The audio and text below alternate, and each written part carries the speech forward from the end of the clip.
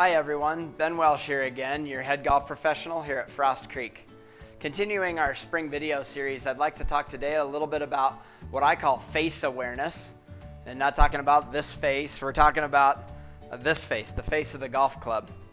And when I hear some people sometimes come in and they'll say, boy, I'm frustrated. That they all go to the right, or I don't know why I hit this low pull to the left.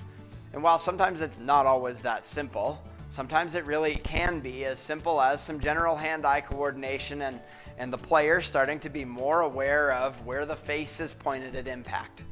So today I brought a couple of toys out to simplify things a little bit. So let's start out with a tennis racket here and really just making this a bit of an exaggerated example. But we often think sometimes it would be pretty simple. If I wanted to hit the ball into the right corner of the net, I would sort of hold the racket open and more of a push out to the right. So here, I can push it into that right corner of the net. If I want it to go into the left, I'm going to turn the racket over a little bit faster and get it to go into the left portion of the net. Again, just general hand-eye coordination. Maybe they don't all go where you want them to, but we tend to start to see where we want the ball to go and be able to make that happen.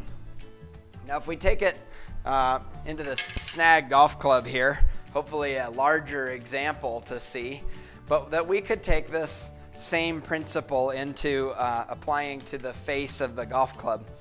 And again, this is a larger version, but if I want it to go into the right-hand portion of the net here, I might kind of hold on a little bit longer here, and hopefully you can see how the face is pointed out to the right. So here I can chip the ball out to the right.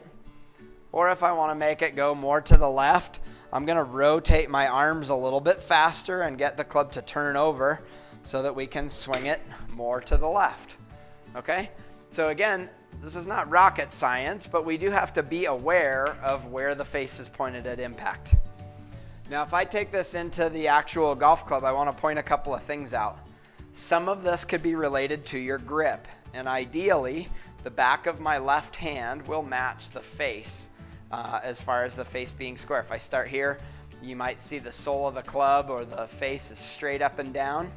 But with the loft of this is a 9-iron, loft of the 9-iron, it roughly matches the back of my left hand. And so now if I turn facing the net here, if I want the ball, or if the ball is starting out to the right, it might be the case that the face and therefore the back of my left hand are pointed out to the right. Or if the ball is starting out low and to the left, it could be that we've got the club turned over too early or too fast within our swing. And so we can work through just through some short shots, or if you have a net indoor, to work on getting the ball to come out, getting the face to be square at impact. So if I hit it out to the right, chances are the face was open at impact. If we hit it to the left, or if I work to shut it down again, I can get it to come out low and left. And so ideally, here we'll go ahead and hit a couple tennis balls that you can hopefully see. We'd like to work just through trying to get the face square, picking a target right in front of us, that hopefully we can get our hands and arms to be able to square the club up at impact and have the face be pointed at the target line when at impact. So again, just some little drills that you can do, I find, are to make sure that that your grip is square to the face. And then again, just to start to feel how your hands and arms move through impact. And if you have a tendency to hold the face open through impact, pushing it out to the right, or to turn them over too quickly here, tugging the ball to the left. Little things that you can do inside or out on your practice facility in the springtime. Hopefully we'll have your game in shape for the summer, and look forward to seeing you here at Frost Creek.